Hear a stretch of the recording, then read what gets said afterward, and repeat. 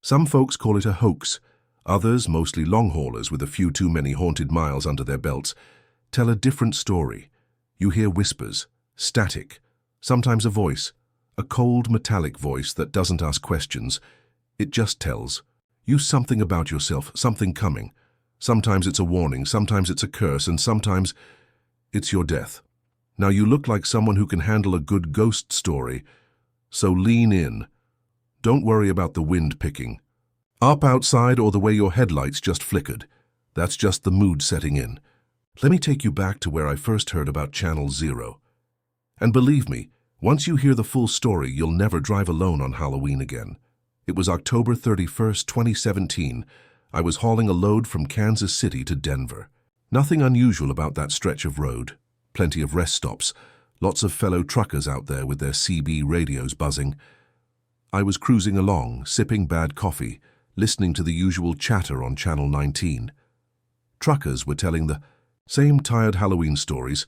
Ghost hitchhikers, phantom lights in the rearview mirror, you name it. The air had that electric chill to it, you know? That kind of air where your breath fogs even inside the cab. The kind of cold that feels like fingers tracing your spine. Somewhere past Salina, maybe near that old abandoned way station, the radio started crackling. Not your normal static. This was thick. Almost like something was choking the signal. It didn't sound like interference. It sounded intentional. Then the voices dropped out. Silence. Not the good kind either. The kind that makes your skin crawl, like the world's holding its breath. Then I heard it. Switch to Channel Zero. The voice was slow, drawn out, like a whisper echoing down a long tunnel. At first I thought it was bleed-through from another signal. Happens sometimes. But there was something off, something wrong. Curious, or maybe just stupid, I reached over and turned the dial. Now, there ain't no Channel Zero on a CB. It starts at Channel 1, but my dial kept turning. Past 1, into the void. And then it stopped. The display flickered. For a second it didn't show any numbers, just a red glowing 0. Almost like it was carved into the screen. A low hum filled the cab. Faint at first, like a generator way off in the distance. Then came the static, heavy, wet like rain against a tin roof. Then a voice. This is CB Channel Zero. Halloween transmissions begin now. I didn't move. I didn't breathe. Jacob Carter. The voice said. That's me. I froze, my hands locked on the wheel. In 7 days, the road you trust will betray you. Then silence. Pure dead static. My heart was pounding so hard I thought the windshield might crack. I reached down and flicked the dial back to Channel 19. Nothing. Dead air. The rest of that. Night I drove with every light on, seatbelt strapped so tight it cut into my chest. I felt watched, like something rode in the cab with me. But every time I looked, I was alone. I didn't sleep that night. Hell, I barely blinked. I kept thinking. About what the voice said. About the road, about betrayal, 7 days. That stuck in my head like a splinter. I didn't tell anyone. Not dispatch, not my girl, not even other truckers. Who'd believe me? Hey, my CB radio turned psychic and gave me a death prophecy. Yeah, right. But I marked the date. November 7th. A week later, my brakes failed. Coming down Monarch Pass, black ice on the curve. My rig fishtailed, trailer swung wide, and I knew I was going over. Instinct took over. I popped the door and jumped, rolled down the embankment like a rag doll. When I stopped tumbling, I turned and watched my Freightliner roll twice before landing wheels up in the ravine. Took 'em 3 days to fish the trailer out. Total loss. If I hadn't jumped when I did, well, I wouldn't be here telling this story. That was the first time I heard of Channel Zero. It wasn't the last, but that's not even the weirdest part. A week after the wreck, I was back at the truck stop near Lyman. Some old-timers were swapping stories over burnt coffee and vending machine sandwiches. I mentioned Channel Zero, not expecting anything. They all went quiet. One of them, this grizzled old guy with eyes like frostbite, leaned in and said, "You heard it too, didn't you?" Turns out I wasn't alone. I was part of a very small, very unlucky group, and every one of us who tuned in to CB Channel Zero had a story. You ever hear of a guy named Mitch Two Tanks Barlow? If you've been in the long-haul game a while, his name might ring a bell. Used to drive a midnight black Peterbilt with silver ghost flames and a growl in the engine like a wolf caught in a bear trap. Dude was a legend. Never missed a delivery. Never lost a mile to sleep. And he swore by one rule: stay off Channel Zero. I met him not long after my own encounter, still limping from the wreck, nerves fried like eggs on an Arizona hood. I was sitting in a greasy spoon outside of Goodland, sipping coffee that tasted like radiator fluid, when in walks this broad-shouldered guy with a white beard that belonged on a mountain prophet. He slid into the booth across from me without a word, just looked me in the eyes and said, "You heard it, didn't you?" I didn't have to ask what he meant. We talked for hours, more like he talked, and I just tried to keep up. Turns out, Mitch heard Channel Zero back in 2003, Halloween night. He was heading west through Utah, coming down a lonely stretch near Cisco, when his CB crackled to life and told him something that would change him forever. Your fire will come in smoke. Weird, right? Poetic, cryptic, creepy as hell. 3 days later, his truck caught fire from an electrical short while idling at a rest stop outside Reno. He barely made it out before the sleeper cab went up like a Roman candle. Smoke damage nearly took his lungs. But it wasn't just the prediction that haunted him. It was what he saw during the transmission. There were figures, man, he said. Shapes in the static, faces pressed against the inside of my windshield. Pale, dead eyes watching. I swear I saw my dad. He's been dead since '88, just staring, like he was trying to say something. He called them ghost riders, spirits of the road trapped in the frequency. According to Mitch, Channel Zero isn't just some freak signal. It's a liminal space. Darkest pipeline between our world and whatever's waiting on the other side of the yellow line, and it's open for business every Halloween. He kept a notebook too. Scrawled in shaky handwriting were over 30 names, truckers who claimed to have heard Channel Zero. Some lived to tell the tale. Some didn't. There was Joni Blue Jay Marks, who heard her ex-husband's voice on the air before her truck was found idling on a bridge near Baton Rouge. Empty, doors locked from the inside. There was Denny Slug Carter, no relation, who said he got a message in Morse code, dot-dash gibberish until a ham radio buddy translated it, "Bury me at mile marker 247. They found bones there. Human. No ID. Mitch had theories. He believed the CB radios acted like spiritual antennas, sensitive to time, location, emotion. But only on Halloween. Only when the air was just right. Cold, thin, electric. And that year, he said, the conditions were perfect again. Something's waking up this year, Mitch said. Something bad. I can feel it in the static. I didn't believe him, not fully, but something in my gut twisted every time I flipped on the radio. And every Halloween since that night, I've driven with the volume turned low, heart pounding, ears straining, because even if you don't tune in to Channel Zero, sometimes it tunes in to you. Halloween came again like it always did. But this time I was ready. I'd rigged up every countermeasure I could think of, new CB unit, Faraday cage box in the back, even wrapped the damn antenna in copper mesh like some backwoods ghost hunter. Laugh all you want. When you've had a voice, from the void call out your name, you don't leave anything to chance. I'd picked up a short haul from Amarillo to Pueblo. Should have been a clean ride. But the whole way up Highway 287, the air felt wrong, like it was holding something in. The sky was too clear, the wind too still. You ever get that feeling like nature's watching you? Like the shadows just a little too long and your reflection in the side mirror ain't quite synced up? Even the other drivers were acting strange. At the rest stops, no one said much. Just nods and mumbled, "Stay safe."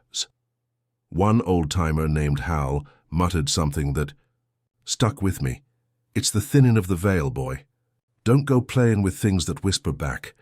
I rolled into a truck stop near Boise City just before midnight. Didn't want to be driving when the clock ticked over into Halloween proper. That's when Channel Zero likes to speak, between 12 kms and 3 a.m., they say. The dead driver's hour. Place was half empty. Fluorescent lights buzzing overhead. A couple rigs idling like breathing beasts under the sodium glow. I sat in my cab, lights off, radio off, just listening to the hum of the world. And that's when I noticed it. The air pressure changed. You know that pop in your ears like climbing altitude real fast? That happened. No reason for it. I looked. At the CB off, switched off, power disconnected, but the screen blinked. Zautro just that, bright red, and then static, soft at first, whispering across the airwaves like sandpaper against a coffin lid. Then came the voice, this time lower, hungrier, still running, Jacob. I froze. My fingers hovered over the CB dial even though I knew I couldn't stop it. You passed mile marker 47 at 11:53, but you left something behind. My skin went cold. I had passed 47, saw a coyote dart across the road, didn't think much of it. Pull over, open the sleeper compartment. Nope. Absolutely not. I flipped every switch I had, cut the fuse line, even yanked the CB entirely from the dash. But the voice kept going, inside my cab, like it wasn't using the speaker anymore. Jacob, we were with you when you rolled. We caught you, we followed, you owe us. There was a pounding from inside the sleeper bunk. Now look, I'm not proud of this, but I damn near pissed myself. I grabbed the crowbar I keep under the seat and turned slowly, heart doing somersaults in my chest. The curtain to the bunk moved, swayed just slightly, like someone brushing their fingers along the fabric from inside.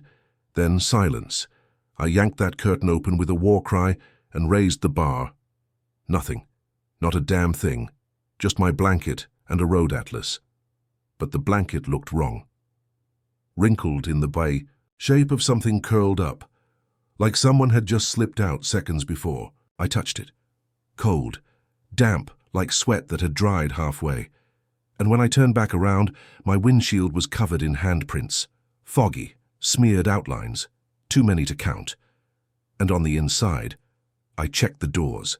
Still locked. Windows up. No. Sign of entry. But I swear I heard breathing. Slow, rhythmic breathing coming from behind the passenger seat, like someone exhaling inches from my neck. I didn't sleep that night. Didn't move. Just sat there until the sun rose and the CB display finally flickered out. No more zero. Later that day, I checked the dash cam footage. Thought maybe I was going crazy, but the feed was corrupted. Just 20 minutes of black and white snow. No timestamp, no video. Just one frame that flickered up at the end. A face, mine. But the eyes? The eyes weren't mine at all, hollow, jet black, smiling too wide. And in the reflection behind me, standing just inside the sleeper bunk, was a second figure, grinning. It wore my jacket, my hat, but its smile was all teeth and its fingers were long, bone white, tapping on my shoulder in the reflection. Though I never felt a thing. I shut down the truck right then, cancelled the job, told dispatch the engine failed. They didn't argue. Maybe they'd heard stories too. But I knew better. I wasn't alone anymore, and Halloween wasn't over yet. I left Boise City with two things, a full tank of diesel and a gut full of dread. I didn't even bother sleeping after that night. I just drove. Kept the wheels spinning like if I stopped, whatever had clawed its way through the radio might catch up. The day passed in a blur. The highways unrolled like veins under tired eyes. Every shadow looked too deep. Every passing rig seemed to leer at me through mirrored windows. I kept telling myself it was over. That maybe the CB was just picking up residual chatter, or I was overtired, or maybe it was just Halloween messing with my head. But I knew better. When the sun dropped behind the horizon and the sky turned that oily purple of autumn dusk, I found myself rolling north on Highway 50. That's when I saw it, the battered green sign, mile marker 247. Now that might not mean anything to most. Just a number. But any long-haul trucker who's tangled with CB Channel 0 knows the law. That's where it all started, supposedly. Back in '78, a tanker went off the road and lit up the sky like the 4th of July. Driver's name was Tom Mercer.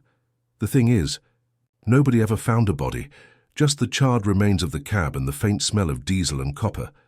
Since then, truckers whisper about mile marker 247 like it's a wound in the highway, a place the dead remember.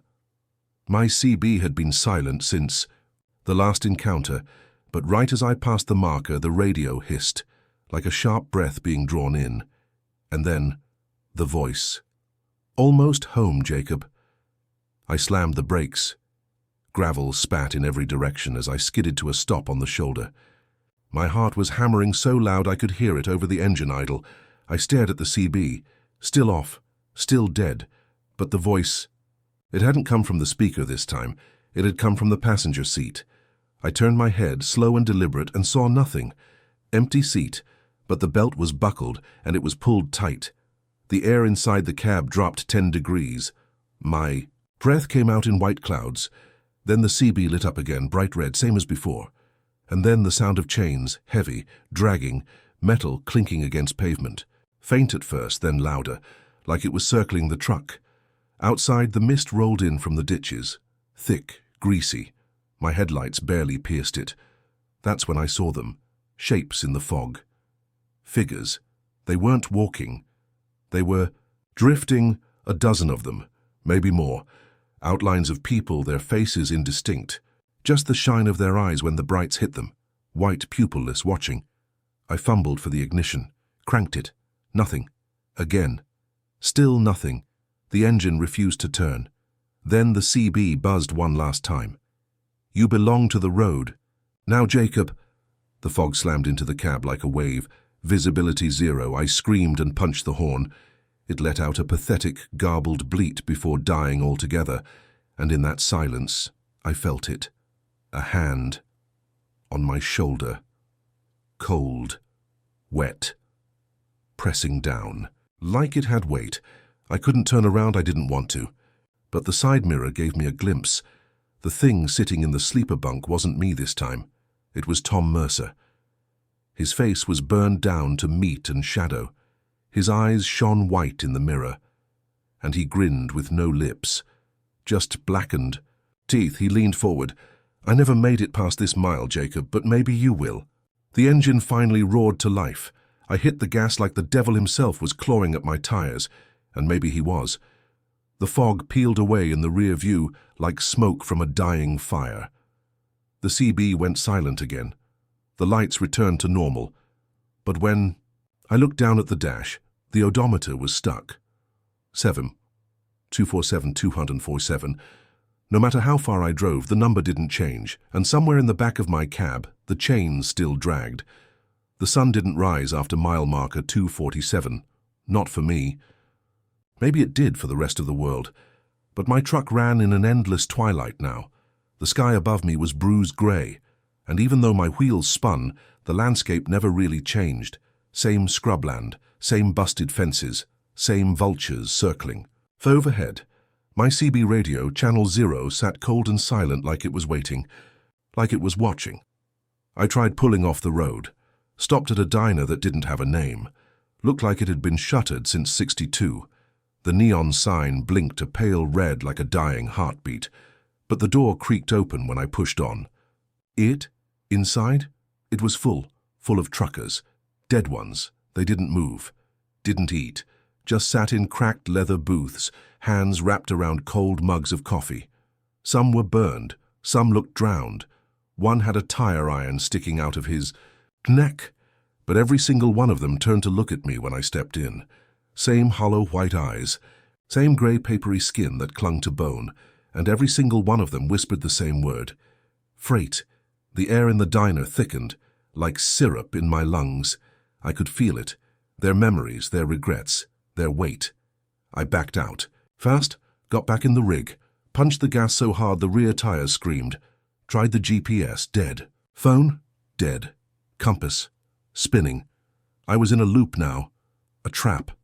Haunted highway running on some hellish fuel. My mirrors only reflected fog now. Thick, pale, almost sentient. Then came the knock. Not from outside, from inside the trailer.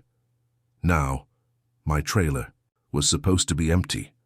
The load had been dropped in Pueblo, verified, signed off, clean trailer, but something was back there, something that didn't belong to the world of the living. I pulled onto the shoulder and stepped out, every instinct, screaming at me to keep driving, but I had to know. I unlatched the back. The doors creaked open with a moan that sounded too human. Inside was a load of caskets, wooden, old, nailed shut, lined in velvet, now faded black with time. Each one had a name burned into the lid. Jacob, Sarah, Eddie, Tom, Hal. Mine was first. I stepped back, bile rising in my throat. That's when the lid started to shift, just a little, like whatever was inside heard me or smelled me or remembered me. The CB in the cab crackled to life. Drive, Jacob. You're hauling more than freight now. Then the trailer began to rock hard. I slammed the doors, locked them, ran back to the cab. My hands were shaking as I grabbed the wheel. I didn't look in the mirrors. I didn't want to see what might have crawled out. I hit the pedal, got behind the wheel and peeled out. The rig howled like a banshee as I hit 70, 80, 90 down a road that didn't seem to end. But I could hear them now, inside the trailer. Whispers. Scratching. Chains dragging across metal and singing. Old scratchy gospel hymns about judgment and fire and the river that carries souls. Hello, broken chorus of the damned. Whatever I was carrying, it wasn't freight, it was them. Every trucker who'd ever tuned into Channel Zero and didn't make it out. Every soul who thought it was just a ghost story. They were riding with me, now. And I was the new driver of their funeral procession. Their caskets didn't need to be nailed shut. They wanted to be seen, to be heard, to be remembered. And me? I was the last one on the manifest. One more delivery to make. Forever. Halloween. Forever. Mile marker 247, Forever Channel Zero. The signal was back. I knew it the second the CB flickered to life with that signature hiss, like something whispering your name from behind a closed door. Channel Zero. There was no turning it off now. No pulling the plug. The dial had frozen. Locked on zero like a dead man's eye staring straight through me. Breaker 19, any drivers out there? It was my voice, but I hadn't spoken. My heart pounded in my chest like a piston misfiring. I reached for the mic, but it picked up again. This is Jake Carter, heading westbound out of Pueblo, freight in tow. Manifest says souls. I ripped the CB from the mount, threw it to the floor. It didn't stop. Repeating, manifest says souls. Static. Surged into a shriek, then cut clean. I knew where I was heading. I knew I didn't have a choice. Mile marker 300. It was never on the map. It wasn't even real asphalt. The road just turned.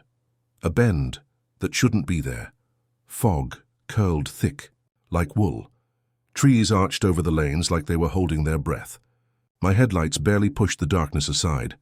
I saw a sign nailed to one of them. Final delivery point. No returns. I drove in. The trees swallowed me. The CB buzzed again. This time, a chorus of voices. Welcome, driver. Manifest confirmed. Manifest. Complete. I could hear them in the back now, not whispering, talking, laughing, some even crying. A few sang those eerie hymns again, old gospel twisted into something darker. I looked at the mirror. For the first time, I saw them. Hundreds of faces, ghosts pressed to the windows, truckers, bikers, lost drivers, all of them grinning like they knew the punchline to a joke I hadn't heard yet. Some had mouths sewn shut, others were mouthing words silently. One old guy with a sheriff's badge just gave me a nod like he'd been waiting for me. One of them leaned close to the glass and mouthed, "You're one of us now." I swear I felt the trailer get heavier. Like their memories. Their sins, their unfinished stories had weight, and it was all on me now. My hands clenched the wheel, knuckles pale. I couldn't stop even if I wanted to. The road was steering me. There was a station ahead, a rest stop that blinked into existence with humming lights and rusted pumps. Old antennas stuck out the top, like horns. A massive CB tower stood in the middle, humming with electricity, the kind that tastes like copper and old lightning. An old diesel sign hung from a chain, swinging even though there was no wind. I pulled in. A man stood there, or something that used to be a man. He had no face, just radio dials for eyes, a speaker where his mouth should have been, long coat tattered, and flapping in some phantom breeze. He looked like a relic from the first age of radio, born in static. He reached out, opened the cab door, and helped me down. "You've made the final broadcast," he said, his voice crackling through unseen frequencies. "You're the signal now." Before I could scream, he touched my chest, and everything went black. I woke up in the cab CB mic in my hand, but it wasn't my cab. It was older, dustier, Paper maps stacked on the passenger seat. A photo of a woman and two kids pinned to the dash, people I didn't recognize, but my hands knew the wheel, my feet knew the pedals. The mirror showed a face, mine, but older, grayer, not entirely mine. Like the road had claimed a part of me, replaced it with something colder. The CB flared. Breaker 19, any drivers out there? And my hand moved on its own. This is Jake Carter, heading westbound. Freight in tow, manifest says souls. I understood now. The signal never ends. The road loops. Every Halloween, someone new picks up the broadcast, someone answers the call, and the route begins again. From Pueblo to mile 300. Souls in the trailer, fog on the mirrors, and the ghost of a man who once thought he could outrun a curse riding shotgun. Maybe you'll hear me someday. Maybe you'll answer back. If you do, keep driving, don't stop, and never change the channel.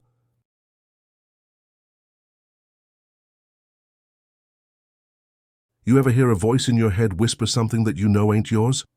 No, seriously, like someone else's memories start creeping in, and you're seeing things that never happened to you. That's what happened to me. All 'cause I stopped at this one gas station on the edge of Route 47. It was called Fuel Stop 9, free gas, no cashier, just an old pump and an even older warning scratched into the metal. Fill her up, but don't fill your head. I didn't listen. You wouldn't have either. You ever have that moment where you're dead tired, driving alone, and your mind starts playing tricks on you?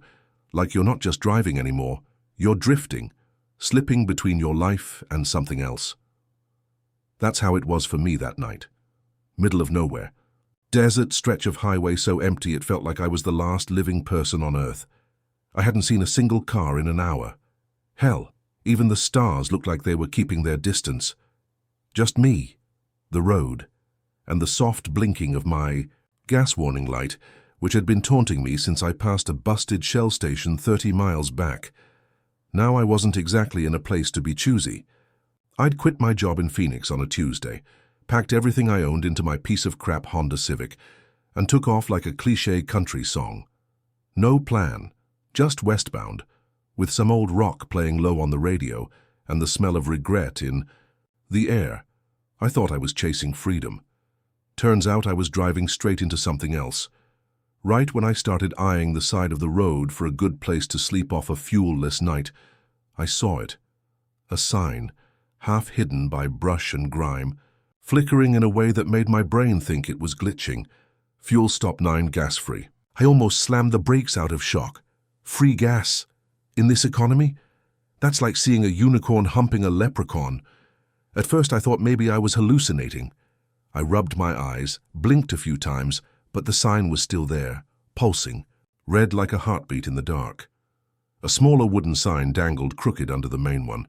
You could barely read it under all the dirt and time-worn scratches, but I made out the words, "Every drop costs something."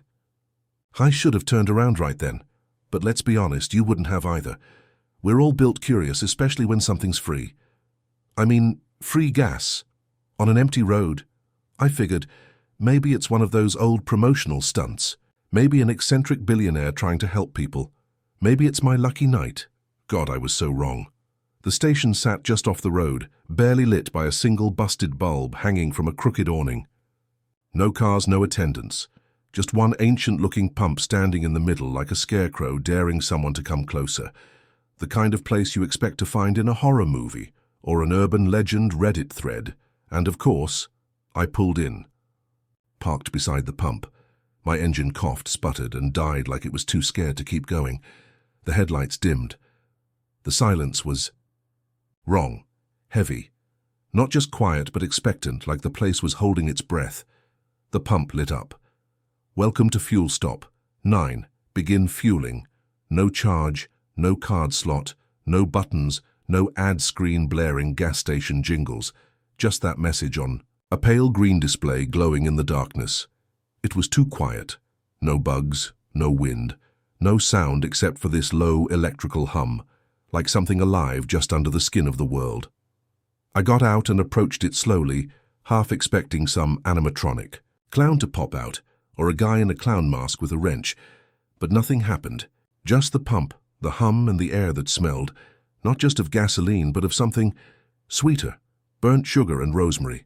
Weirdest combo, right? I grabbed the nozzle. It was warm. Not hot. Warm like someone had just used it. I slid it into my tank. The digital display started ticking up gallons even before I squeezed the handle.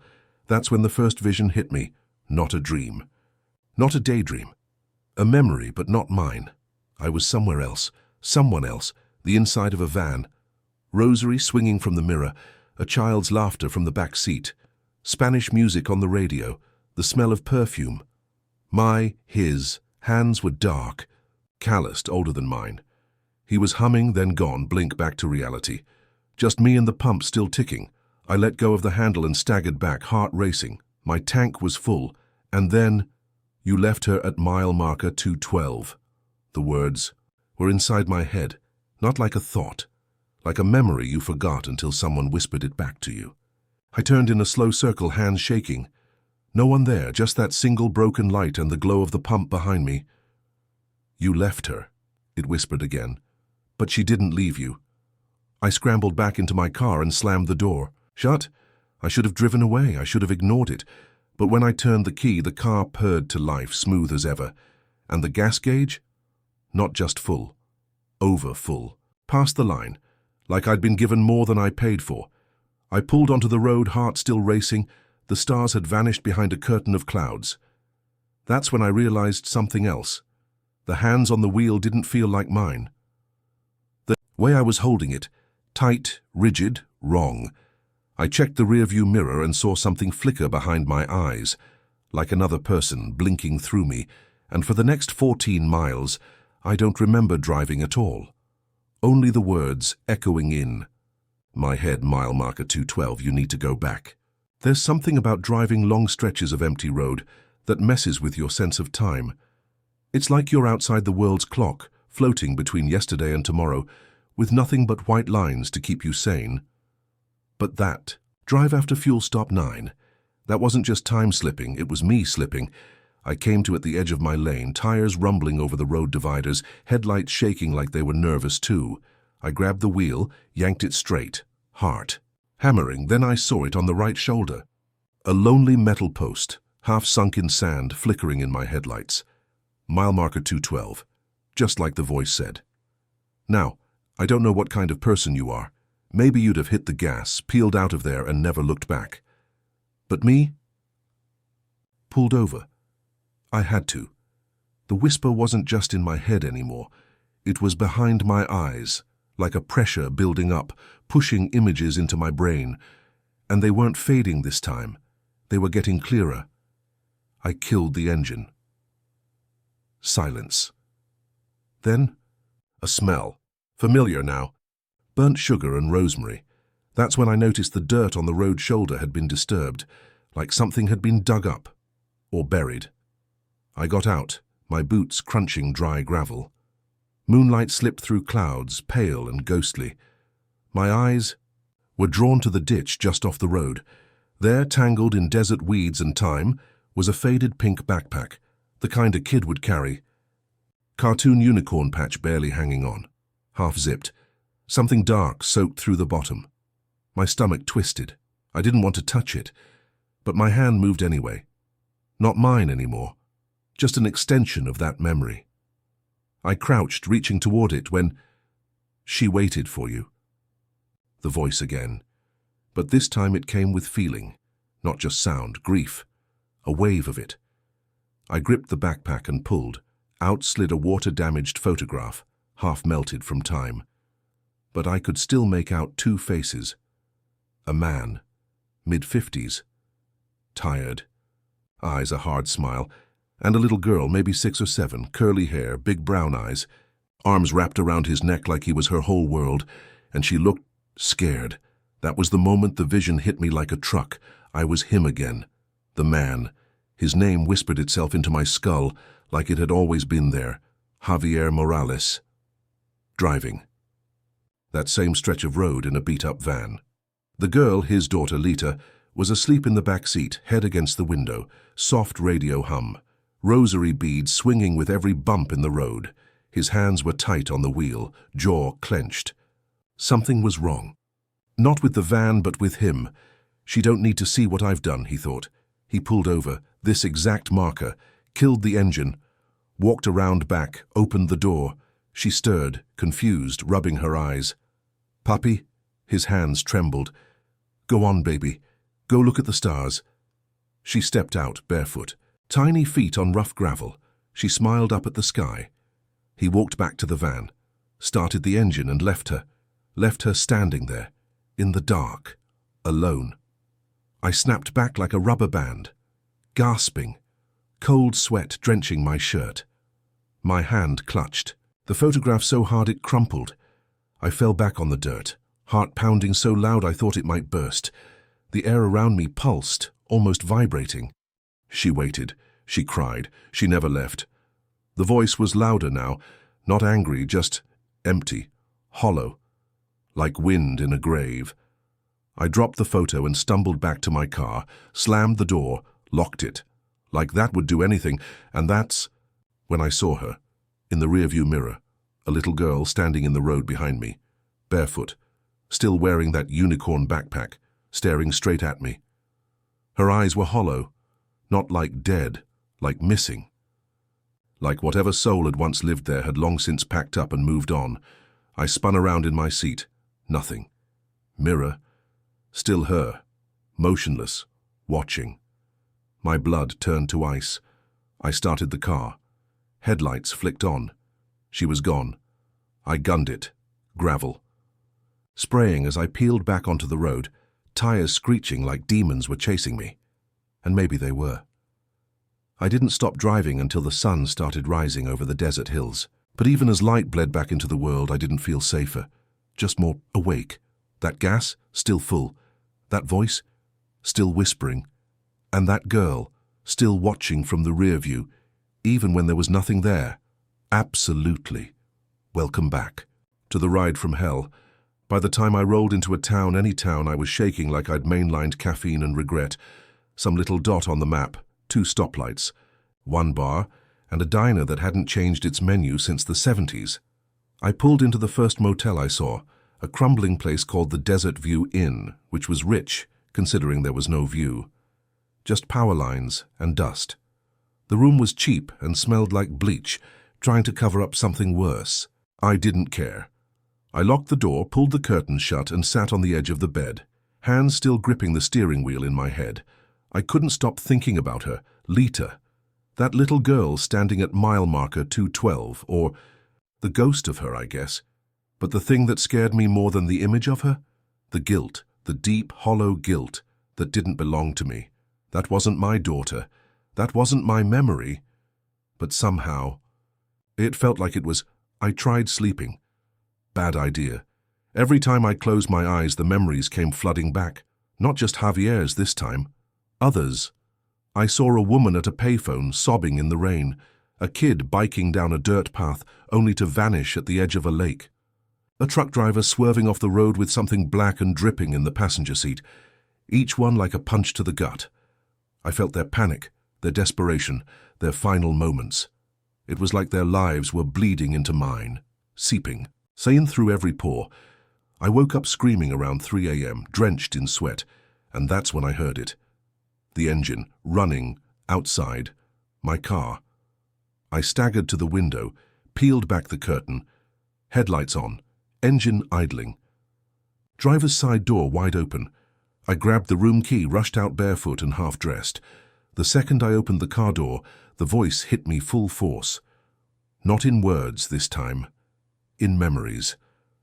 A man kneeling on the hood of the car, crying as flames consumed a small house in the distance. A woman gripping a steering wheel, blood running down her arm. A baby's rattle on the passenger seat, untouched. It wasn't just one voice anymore. It was a crowd, dozens of voices, hundreds, all whispering, screaming, chanting, and all of them came from the fuel gauge. It was vibrating, glowing faintly green, like the pump back at fuel stop 9. My tank was still full, overfull. And it hit me then. The gas wasn't gas, it was memory, it was lives. Fuel stop 9 wasn't giving away free gas. It was giving away people, pieces of people, souls, memories, trauma. I didn't know the science. Maybe it wasn't science at all. Maybe it was something ancient, dark, hungry. But that gas tank, it was a prison. And now, it was leaking. I turned off the engine, but the voices didn't stop. They just got smarter, started sounding more like me, started mixing in with my own thoughts until I didn't know what was mine anymore. That's when I heard Javier again, clear as a bell. You have to go back. He was in the back seat. I didn't need to turn around. I knew he was there. Finish. What I couldn't. Set her free. I finally turned, empty, but I could feel him like heat off a stove, like regret soaked into upholstery. Back in the motel room, I sat in the dark until sunrise, staring at my car like it might lurch to life on its own. My hands smelled like gas, that sweet mix again, burnt sugar and rosemary. That's when it dawned. On me. I hadn't fueled up anywhere else since fuel stop 9. I'd driven almost 200 miles on that single fill-up, uphill in the desert. In an old car with a leaky engine? Impossible. Unless it wasn't fuel in the tank. Unless it was stories' lives, and I was driving on pain. The next day, I pulled into the diner for coffee. I needed something normal. A greasy spoon and bad drip might be enough to shake the shadows off. The waitress gave me a weird look when I ordered. "You all right, hon? You look like you've seen a ghost." I laughed, but it came out dry. "You ever hear of Fuel Stop 9? I asked. Her smile dropped. Completely. She didn't answer right away. Then she leaned in and whispered, "That place don't show up on maps." "Yeah," I said. "I figured that." She looked at my keys sitting on the counter. The tiny plastic tour tag from the motel hung next to the ignition key. She reached out and flipped it over. There was something burned into the back, a number, not printed, not etched, burned, like heat had branded it there. She took a step back, her face going pale.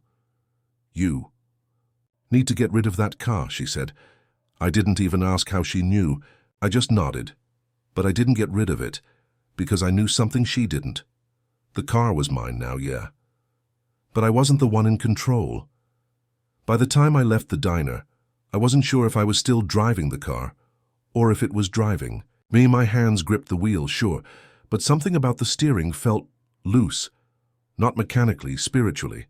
Like my choices weren't really mine anymore. Like I was just a puppet whose strings were soaked in gasoline and ghost stories. Didn't even remember deciding to pull back onto Route 47. Didn't remember the turn. Didn't remember pulling out of the parking lot. But I was cruising 65 in the right lane again. Highway stretched out like a black ribbon to nowhere, the sun high and pitiless in the sky. The desert blurred past my windows, silent and watching. The radio flickered on by itself, static.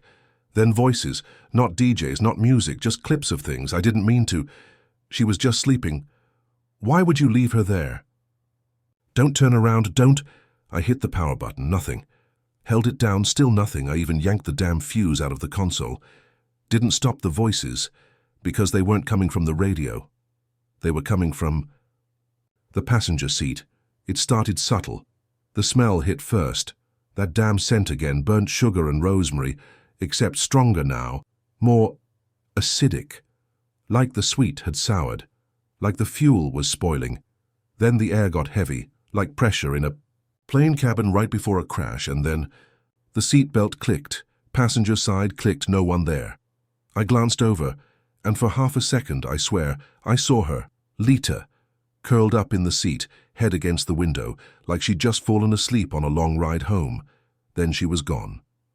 But the seatbelt stayed buckled, and the smell stayed strong, and the car kept driving. I wasn't touching the pedal anymore, wasn't steering. It was like being inside a dream where the dream knew it was dreaming you. Around the next bend, the road sign caught my eye, mile marker 185. I passed it, then 176, then 164, back toward the fuel stop. "We're going back," the voice said from the passenger seat. Calm, gentle, final. "Why?" I asked out loud. I don't know why I bothered. No one answers ghosts, but something did. Because you're not full yet. That hit me like ice water down my spine. Glanced at the gauge, still overfull. But that didn't matter because the car didn't just run on lives. It collected them. It wanted a full tank not of fuel but of stories, of guilt, of moments that should have died with the people who lived them, and I was becoming the container. I drove all day, didn't eat, didn't stop, didn't need to. Now and then the car would slow down on its own, and I'd pass another haunted marker on the highway. The pain would leak in through the vents. A soldier who never made it home. A woman who left her baby at a rest stop and never turned around. A teenager who crashed into a ditch and kept reliving it over and over. Their voices layered in. I felt them, smelled what they smelled, heard their final thoughts. And the worst part? Somewhere in all of it, I started to feel peace. Like the more I absorbed, the less of me there was left to hurt. Like if I let the tank fill all the way, I'd never have to be myself again. And that was the most dangerous thought of all. The sun was setting again. Golden hour. Shadows stretching long. Across the asphalt like claws reaching for my tires. That's when the road curved and I saw it. Fuel stop 9, still standing. Still flickering, same busted light, same rusted pump, same old sign. Fuel stop 9, gas free.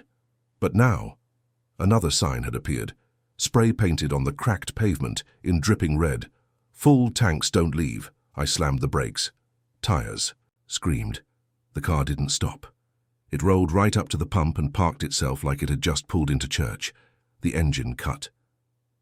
Silence. Then the pump screen lit up. Welcome back. You have enough. Dispense? Dispense, what the hell did that mean? Then I realized the pump wanted me to give it back. Not fuel, not gas. Memories, the ones I'd taken, the ones it had pumped into me, the voices, the pain, the deaths, the guilt. It wanted me to pour it all out, like siphoning poison out of a wound. The nozzle clicked out of its holster and dropped to the ground. I didn't pick it up. Not yet, because there was one memory I couldn't shake. Lita. She wasn't guilt, she wasn't pain. She was abandonment, and she was still sitting in the goddamn passenger seat. The pump display changed again. Dispense. YN? My hand trembled over the handle. And that's when I heard the last voice. You can't fix what's already forgotten. It wasn't Lita. It was me. My own voice, but older, tired, hollowed out, like the final version of myself, waiting at the end of this road. You've made it this far down the highway. No turning back now. I didn't want to touch it. The nozzle lay on the ground, coiled like a snake, hissing, with a kind of quiet pressure I could feel in my teeth. The screen on the pump blinked faster now, like it was getting impatient. Dispense. YN dispense. YN dispense. Why I reached for it anyway, because by then I wasn't sure I had a choice. Or maybe the part of me that still cared about not being haunted had already burned up somewhere between mile marker 212 and my last shred of sanity.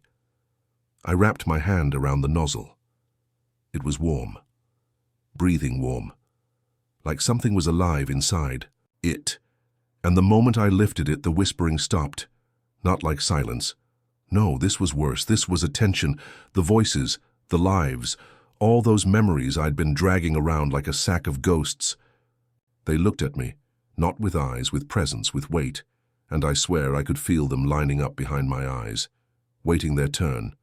I didn't know where to aim the nozzle. I looked around. No other car, no tank to pump into. Just me. The empty road, the pump, and my beat-up Civic still idling like it knew this was a funeral. Then the display changed. Point to ground. Simple.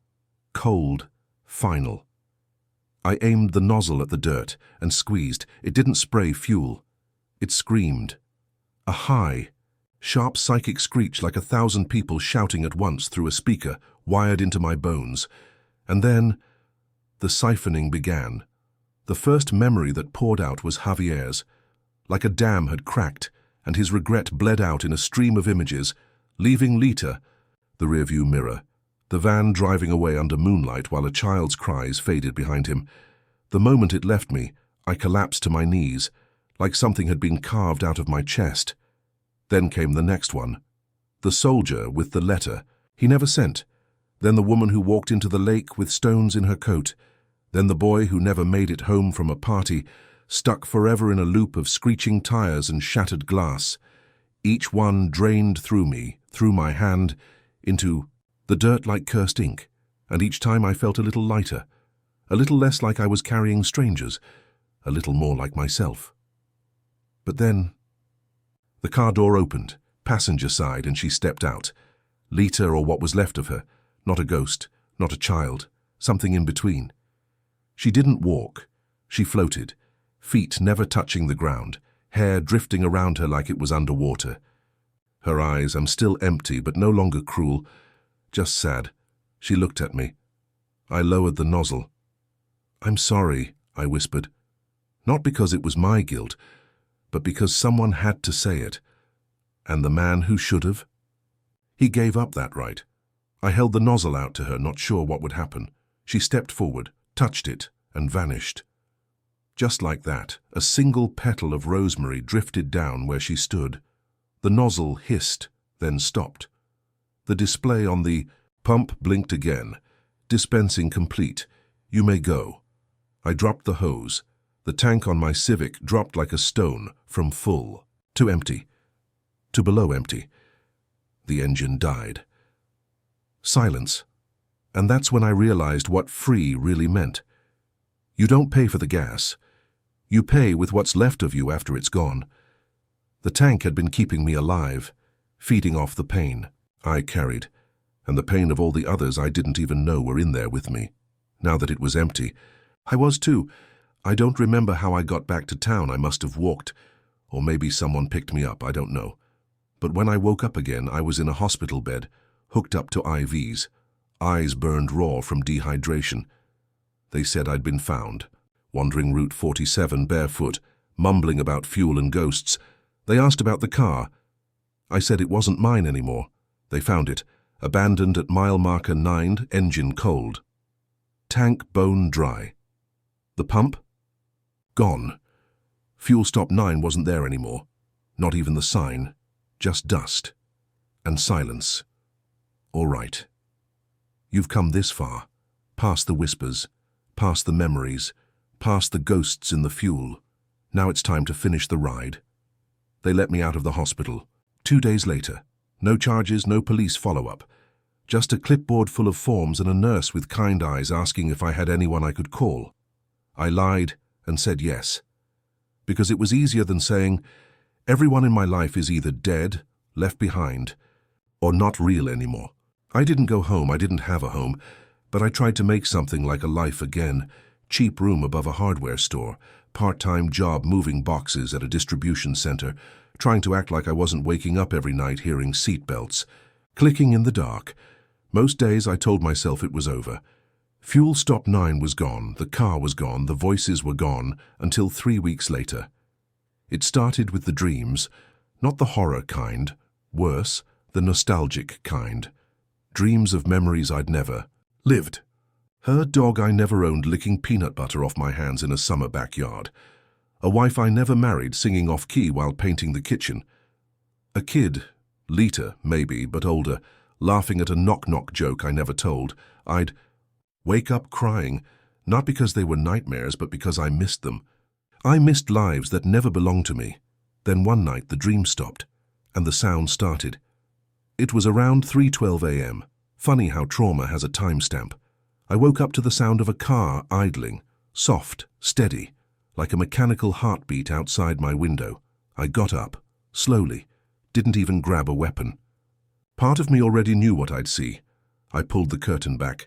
There, parked under the flickering streetlight, was my old Civic, clean, perfect, not a scratch on it, full tank.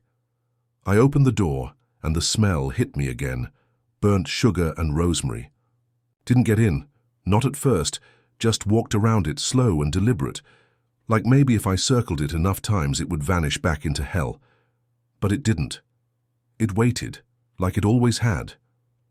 The next morning I drove it. I don't remember making the decision to do it. The keys were just in my hand and the road was just beneath the wheels and I was just gone. It didn't take me back to the fuel stop. It took me somewhere else, a town I didn't recognize, but the car did. It rolled to a stop outside a quiet little house with peeling white paint and a mailbox shaped like a fish. And that's when the fuel gauge started ticking down. For the first time since all this began, it was burning memory again, but not mine. New ones. I stepped out. The air smelled like fresh-cut grass and grief. The front door creaked open. An old man stepped out, hunched and trembling. He didn't say anything, just looked at me. Like he knew why I was there, knew what the car was. He walked past me, slow, climbed into the passenger seat, buckled in, and looked straight ahead, like he was ready. The fuel gauge ticked again, a drop, then another. Not gas. Memories. This was the return policy.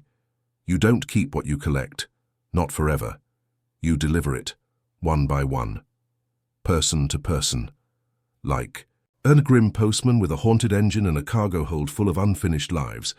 The Civic isn't a car anymore, it's a vessel, a courier, and I'm the driver now, not because I want to be, but because someone has to be. I'm telling you this because I'm parked outside your house right now, yeah. You look out the window, recognize the car. I think I've got something of yours, something you forgot you lost. Something that wants to come home, so go ahead. Come outside. Get in. Let's finish your story. We've got gas, and you've got memories that need returning.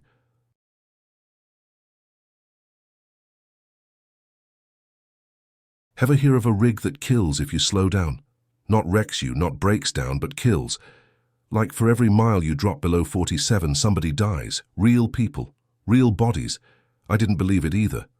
Not till I met Bill Travers. I was at a truck stop diner just off I-15. The kind of place where the neon flickers more than it glows, and the coffee's thick enough to patch a tire. It was the kind of night where everything outside looked like a set from a horror movie. Quiet, endless. Too still to be safe. You know that kind of silence, right? Like the air's holding its breath, waiting for something to break. Bill Travers slid into the booth across from me. I didn't know him, not then. Just another long hauler. Face like roadkill dried under the desert sun, beard like steel wool, eyes yellowed with age and miles. His knuckles were tattooed with something I couldn't read, maybe names, maybe sins.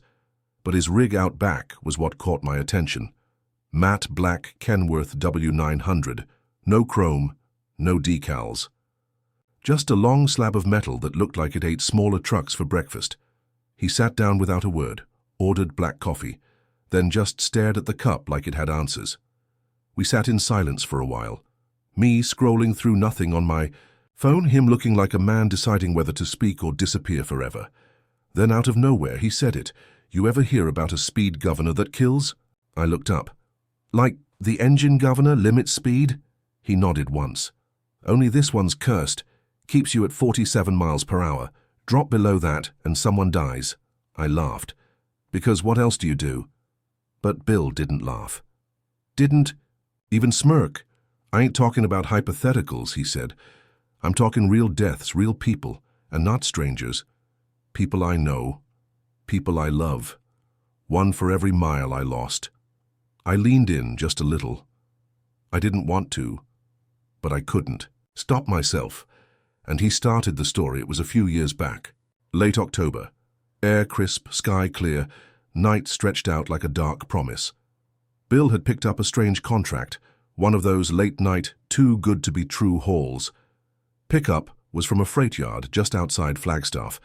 Delivery was to a mining town up near the Nevada border. Pay was triple his usual rate, and the job came with a catch: he had to use their truck. Most haulers wouldn't take that deal. But Bill back then? He had debts, a daughter to support, a habit or two. So he said yes. The truck looked off right from the start. Black as night, windows tinted deep, stripped of all identifiers. No company logo, no license plate on the front. Just a rig that hummed with something wrong. The guy who handed him the keys didn't say much, wouldn't meet his eyes. Just muttered, "Speed governor's installed." "Locked to 47, don't drop under it, not even for a second," Bill asked. "What happens if I do?" The guy paused real still and said, "People die." Then he turned and walked away like that was all the explanation needed. So Bill got behind. The wheel set his GPS and rolled out onto the open highway. First hour was uneventful. The truck moved smooth, almost too smooth.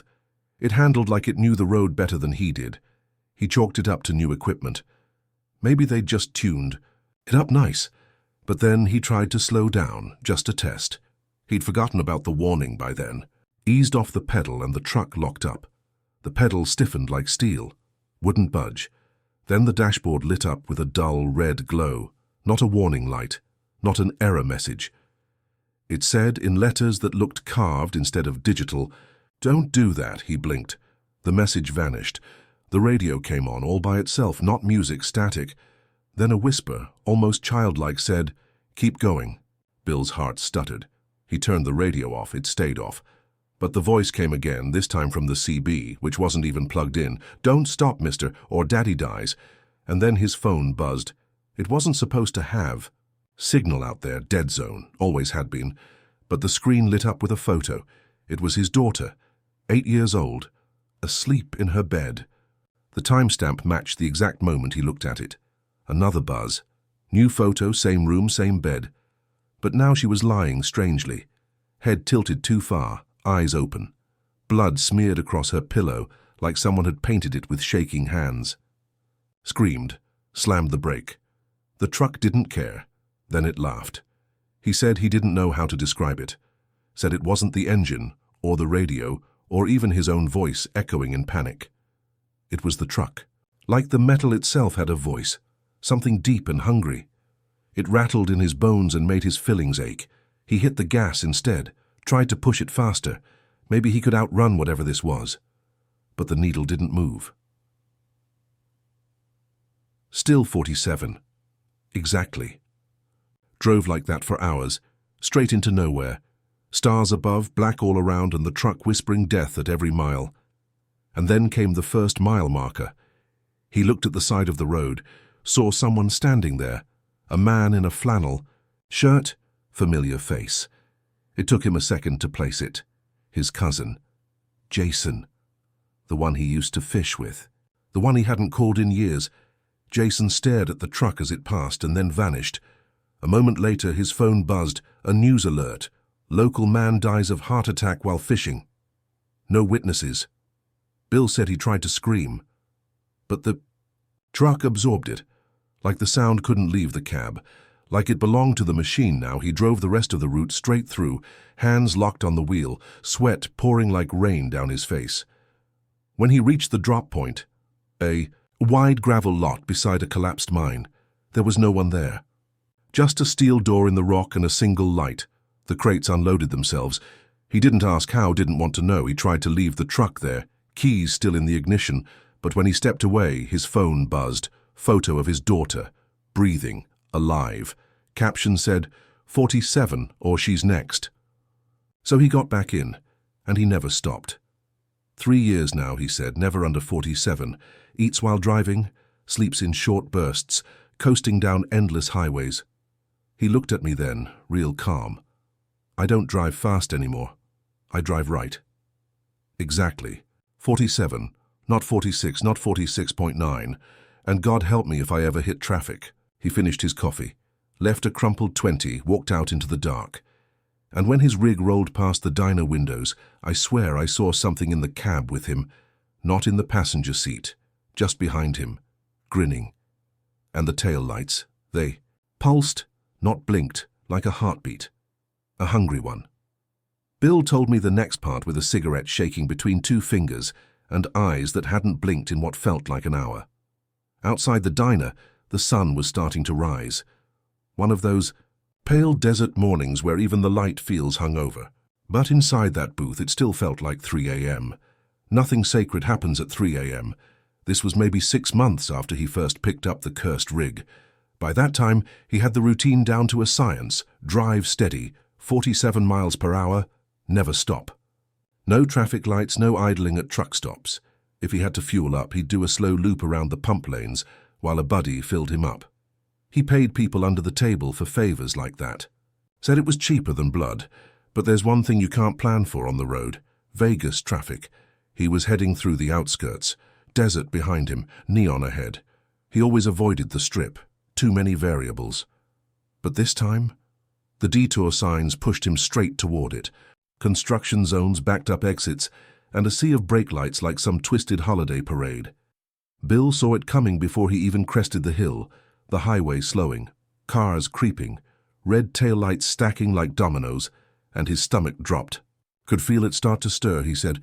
The truck, the thing in it ain't patient, it don't like close calls. He rode the right lane, trying to keep the rig coasting at 47, barely keeping ahead of the flow. But the lanes bled into each other. Someone cut him off. He tapped the brakes, just barely, and the pedal froze again. Hard. Locked. Dashboard lit up. "This is on you." Then came the screaming. Not outside. Not inside. Under the truck. Like something was being dragged along the road beneath him, screeching, crying, and then laughing. The laughter was worse than the screaming.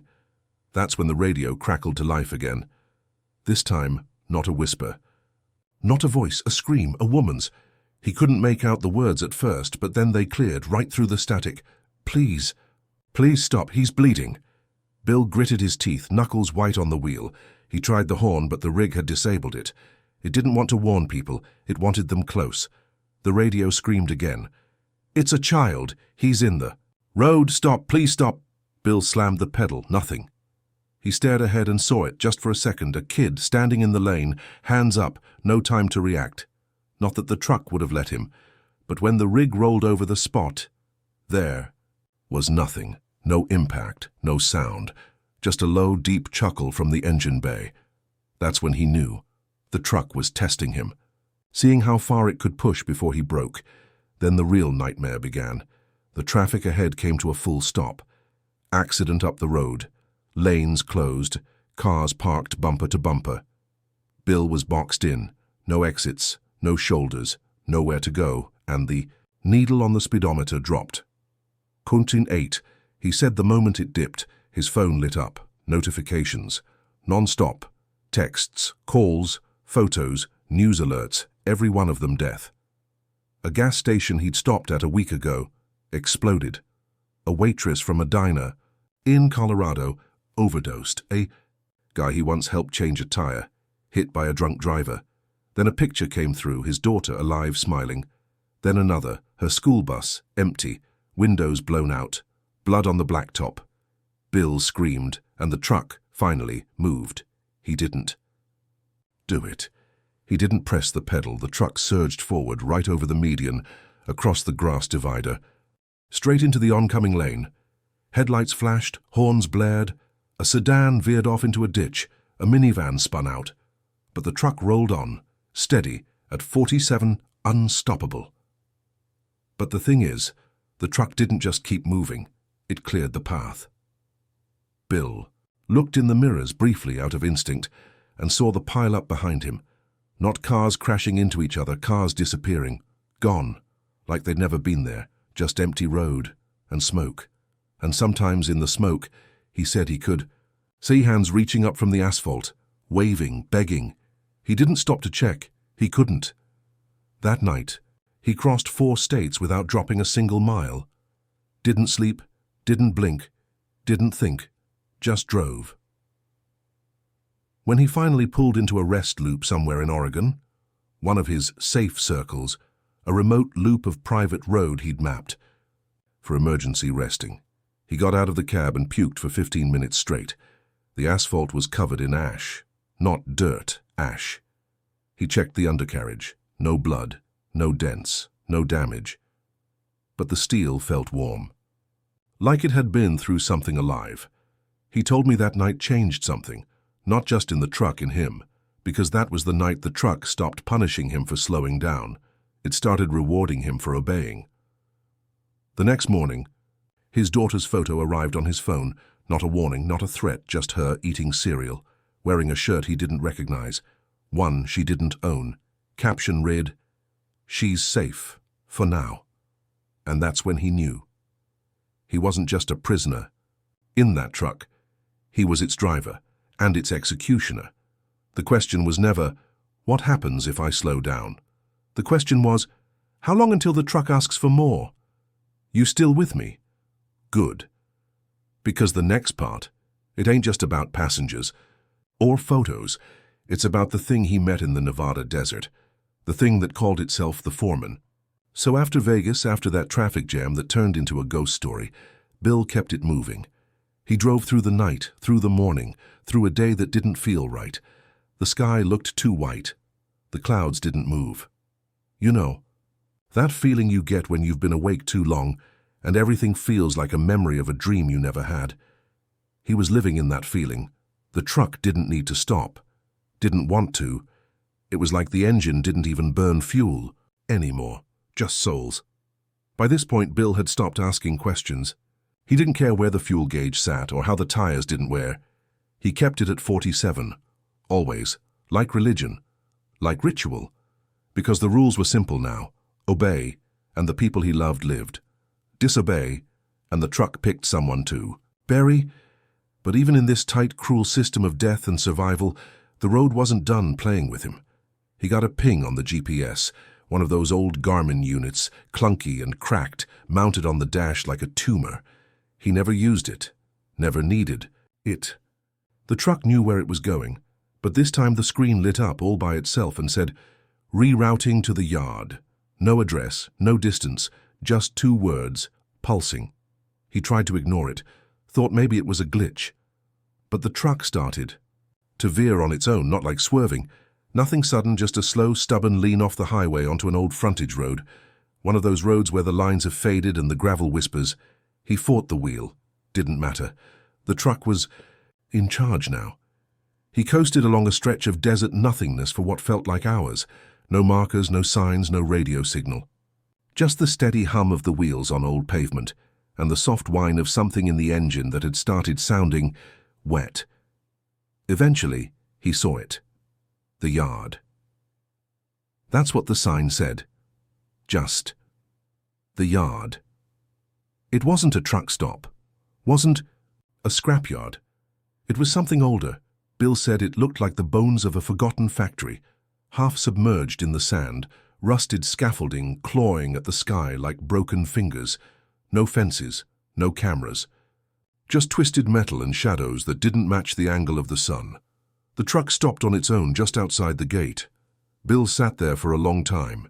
He told me, right here, in this very booth, that it was the first time since this whole nightmare began that the truck let him choose. The door unlocked with a click. That was it. No command, no threat, just silence and the sound of his own blood thumping in his ears. He stepped out.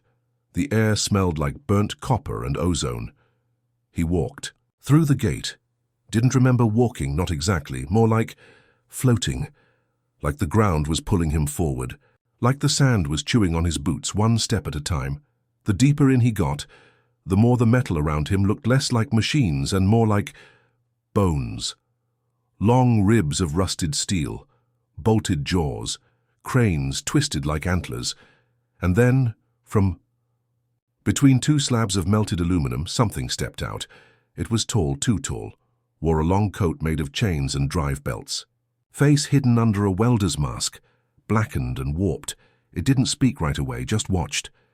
And then it said, in a voice that sounded like gears stripped of oil, "You're doing well." Bill didn't answer, didn't move. The thing lifted its mask.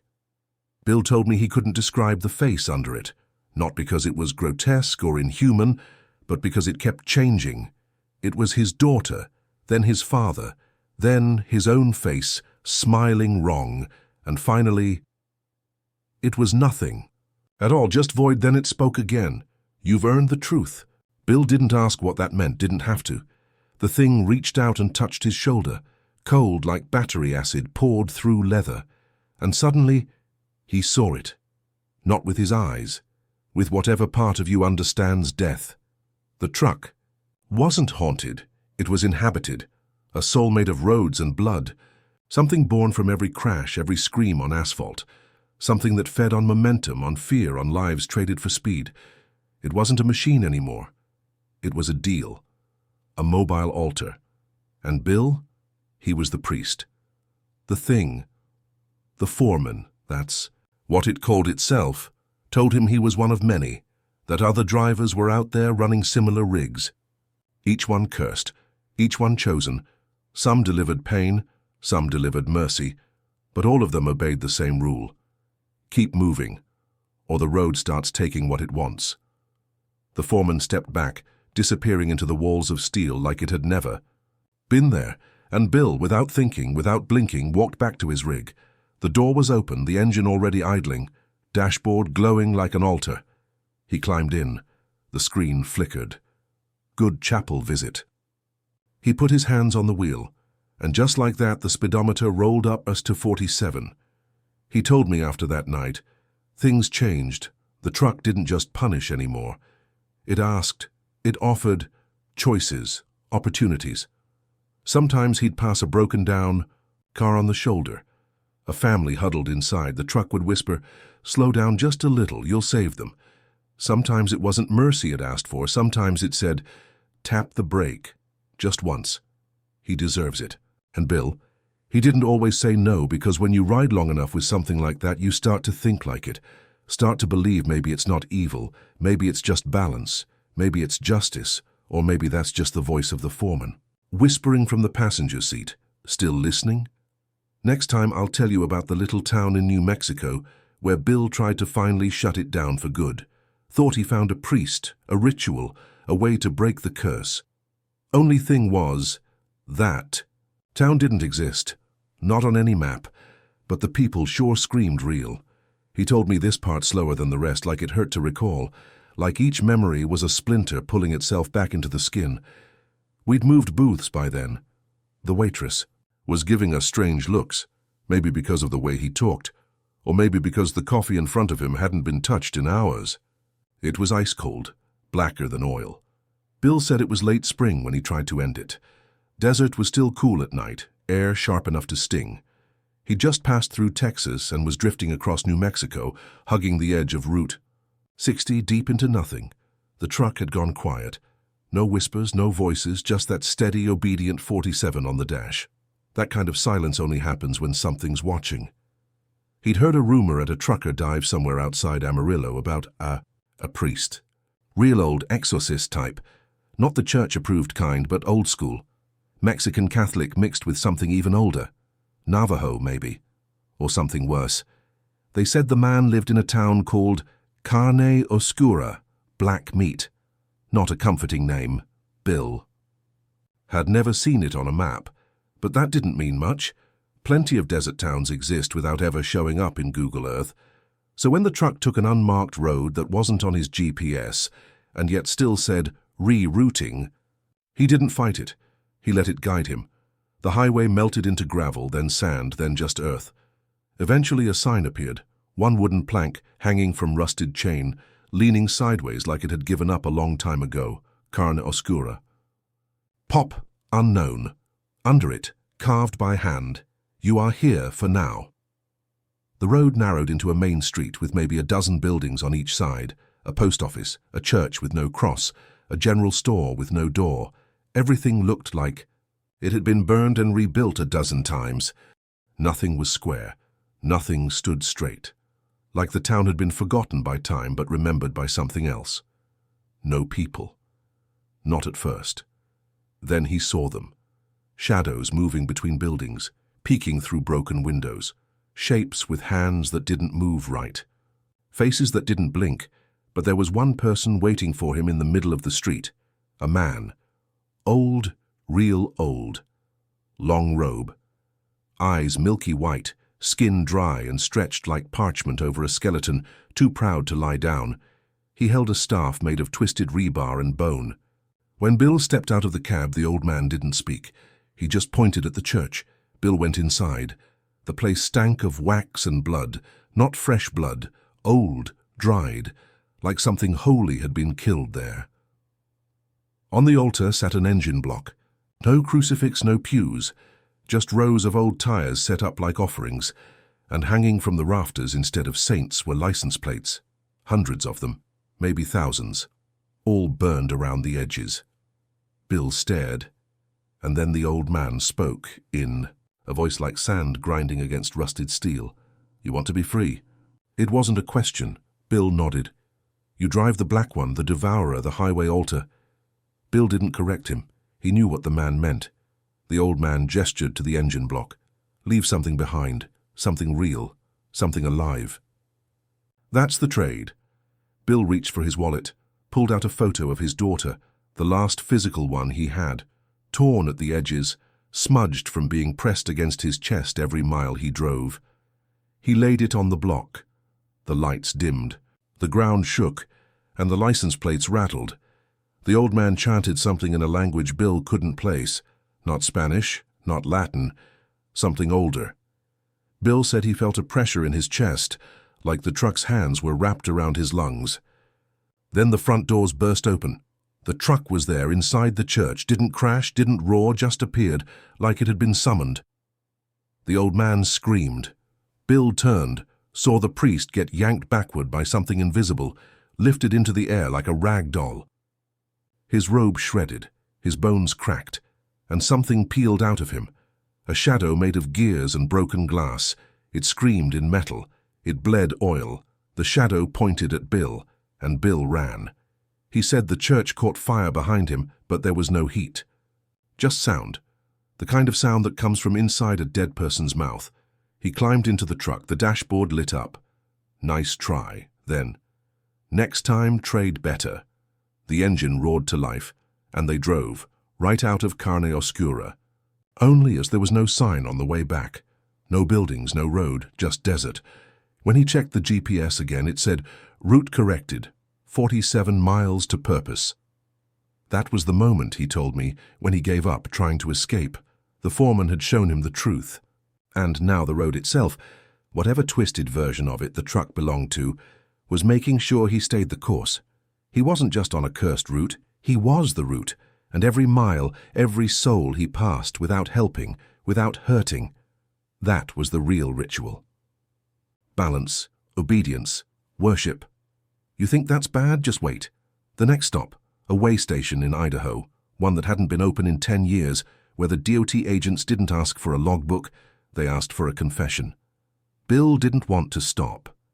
That was the first thing he told me. After Carne Oscura, after the church that burned cold, he knew better than to trust anything that asked him to stop, even if it looked like law. But this time, he didn't get a choice. The way station ahead sign popped up on his right, lit up like Christmas. The kind of government green that said you don't stop, you get chased. And for the first time in months, the truck slowed down on its own. Not a lot, just a few tenths of a mile an hour, enough to flash a warning across the dash. Non-compliance triggers penance. Bill had no clue what that meant, and he wasn't eager to find out. He pulled into the way station, gravel crunching under his wheels, old metal signs pointing to lanes that shouldn't still exist. The place looked abandoned. Paint peeled off the siding, windows cracked or boarded. No trucks, no cars, just an empty concrete bay and a single booth with a busted floodlight above it. And yet, the red light blinked. Stop. So he did. The cab went cold instantly. Not like AC's on, cold. Graveyard cold. His breath fogged. His fingers ached. The CB came alive again, but not with static, with chanting low voices layered on top of each other, some in English, some not, some that didn't sound like voices at all, just shapes turned into sound. Then the way station booth door creaked open. A man stepped out. At least Bill thinks it was a man. Wore a dot uniform, too clean, no patches, no name tag, black boots that left no prints in the dirt. He moved wrong. Not stiff, not robotic, just wrong. Like a marionette being played by someone who'd never seen a real person move. He waved Bill forward. Bill rolled the truck up onto the scales. The weight display flickered to life. 8. LBS, which wasn't right. Bill knew his rig, knew his load, but the number just sat there, glowing red. The inspector walked up to the cab and knocked on the window. Once Bill rolled it down just a few inches. Logbook, the man said. Voice like flat tires on hot pavement. Bill handed him a blank sheet. He hadn't used a logbook in ages. He didn't need one. The truck didn't allow one. The man took it. Didn't look, just sniffed it. Then smiled. You're carrying more than cargo, driver. Bill swallowed. The man stepped back, looked at the display. Still, 8. Then he pressed a button on the side of the booth. Another display lit up, but this one wasn't about weight. This one said, "Debts 13. Confessions 0. Bill asked, "What the hell is this?" The man didn't answer, just looked up, eyes completely white now, and said, "Before you go forward, you must unburden, or balance will be claimed." And then the truck locked the doors. Bill couldn't leave, couldn't drive, couldn't move. The air inside the cab thickened, got heavy, like syrup made from pain. Every breath burned, and then the memories started, one by one. The people he hadn't helped. The man at the rest stop in Utah who'd waved him down, flat-tire young kid scared, and Bill had driven past at 47. The girl on the bike in the rain looking lost, soaked, hungry, the couple screaming for help after their car flipped in a ditch on the Arizona backroads. All of them came back. Not as visions, but as sounds, their voices, their final breaths, every time he hadn't slowed. Every time he chose obedience over humanity, he screamed, clawed at the wheel, tried to punch the dash. The cab didn't budge. The truck wanted him to feel it. Then a new message appeared on the speedometer. Confess or we stop. He didn't know what to confess. Didn't know how. So he started talking out loud, said their names if he remembered them, said why he didn't help, said what he was afraid of. The truck didn't speak back, but the confessions counter ticked up. 2, 3, he got to 7 before the doors unlocked. The inspector was gone. The weigh station was empty again, like it had never been there. The only proof was the faint scorch mark where the 8888 display had been, burned into the concrete like a brand. He didn't sleep for 4 days after that. And the truck?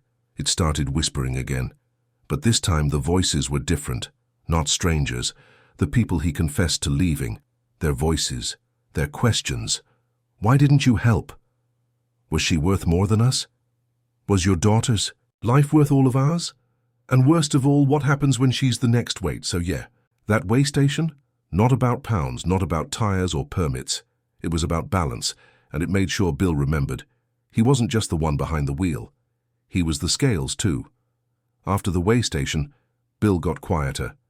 The truck didn't whisper as often, and when it did, it felt like it was waiting, testing him maybe, seeing if confession had changed him, if guilt made a better servant than fear.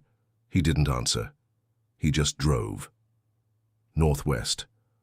Somewhere in Idaho, he veered off the I-84 again, not by choice.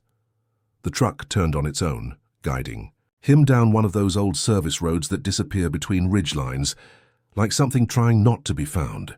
The map went blank. Phone said no service. CB, silent. Even the GPS, which had always insisted on chirping useless coordinates like a smug backseat driver, just powered off. Nothing. Not even static. Bill said it was like the world outside the windshield didn't exist anymore. No birds, no bugs, no wind, just quiet. He rolled steady at 47 mph, same as always, trying not to blink too long, trying not to think too hard. Then around dusk, he saw the headlights in the mirror. Twin beams, low, yellow, not too close, not tailgating. Just there, following, matching speed exactly. He thought it might have been a hallucination. Highway hypnosis. He rubbed his eyes, checked again.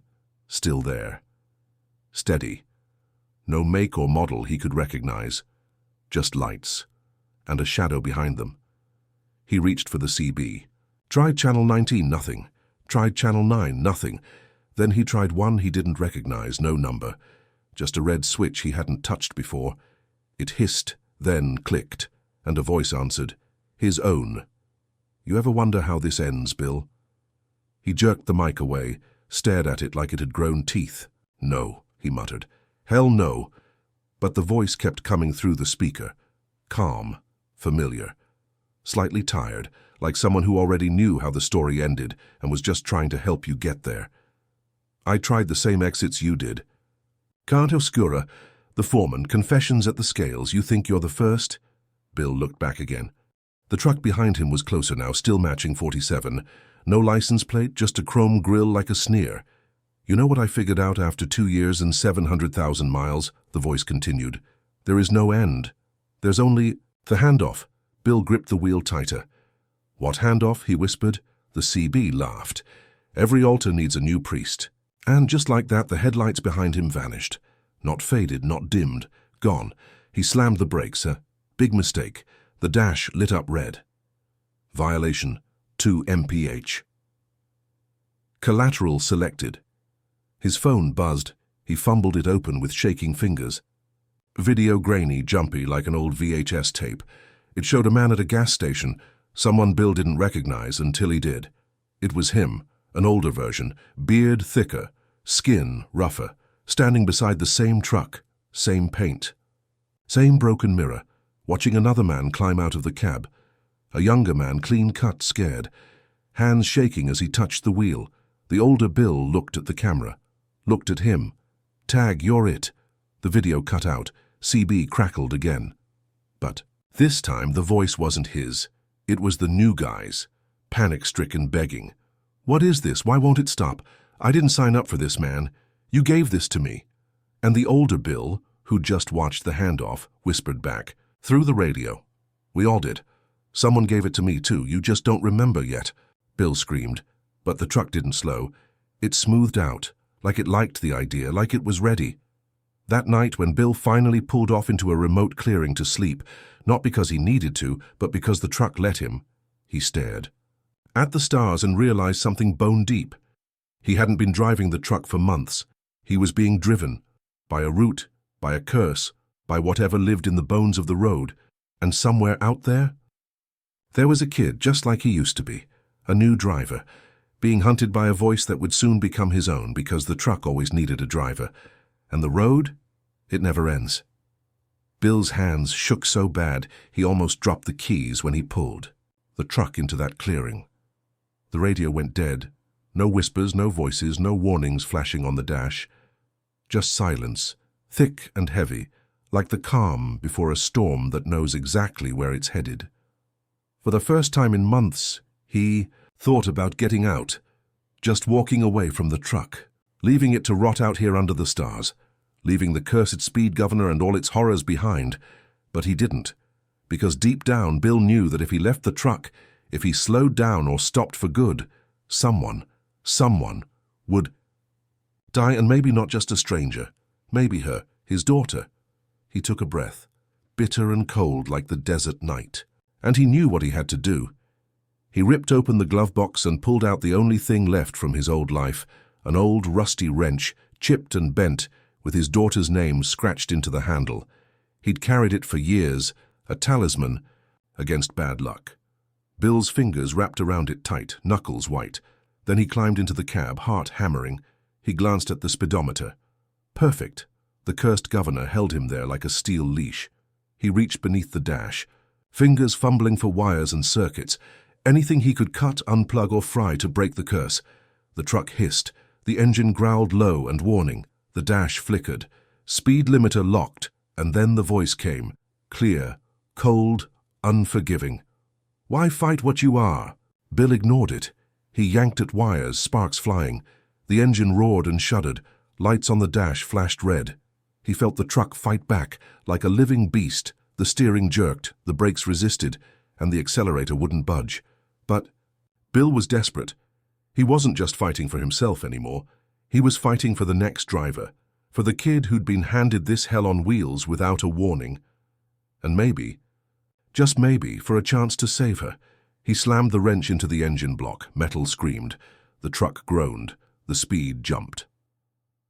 1:47.5. Bill felt the governor falter. The dash glitched. Override detected. Then silence. The engine died. The cab went dead quiet. For a second, Bill thought he'd done it. He reached for the door handle, then the truck growled. The dashboard lit up with an angry red glow. The voice returned, louder and more furious. No one escapes the road. The headlights flicked on full beam, blinding. Outside the windows, the desert stretched into darkness. And then, from nowhere, the other truck appeared. That same shadowed rig from before, creeping up behind him like a ghost in chrome. The voice Of the other driver echoed through the CB. You think cutting wires will end it? The road owns us all. The curse is the highway and the highway never stops. Bill slammed his fists against the wheel. I'm not your puppet anymore. The speedometer dropped. 6, 9. A warning flashed. Speed below limit. Collateral incoming. Suddenly, the radio crackled with screams. Voices from every stop, every life he'd ignored. Every soul the curse had taken. They filled the cab, louder and louder. Bill shut his eyes. The wrench slipped from his hands. The truck jerked forward. Steady. The curse wasn't broken, not yet. But Bill smiled, because this time, he was ready. Ready to drive every mile. Ready to face every ghost. Ready to fight the endless road, one cursed 47 miles at a time. Because some rides don't end.